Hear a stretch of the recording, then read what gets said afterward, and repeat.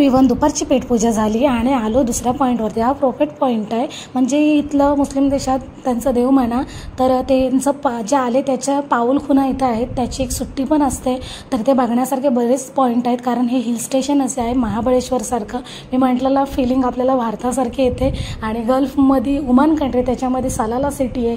ही असंच फक्त एकमेव आहे जिथून लोक बरीचशा गल्फ देशातून लोक प्रवास इथं फिरण्यासाठी करतात.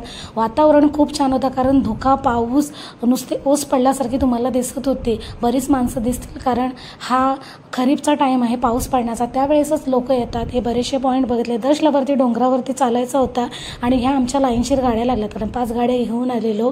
बरंच काही होतं फिरण्यासारखं, पण पाऊस पण जास्त होता, त्याच्यामुळे पोलिसांनी बऱ्याचशा जागा बंद केलेल्या. तिकडं जाऊ शकत नव्हतो आणि प्रवास खूप लांबचा होता. ही आमची सगळी मित्रमंडळी लाईनशीर चालले. हा एक पूर्ण मोठा पॉईंटच आहे हिल स्टेशन. खाली पूर्ण खोल खाई आहे, खोल खड्डा एकदम म्हणू शकता. त्याचबरोबर दशला इथं डोनर्स भेटले खायला. आणि शेवटचं इथं चहा पाण्याची वेळ होती, संध्याकाळ झालेली, 7 वाजलेले. इथं चहा घेतली, नाश्ता केला आणि इथनं शेवटचा आम्ही घर आमचा पकडला.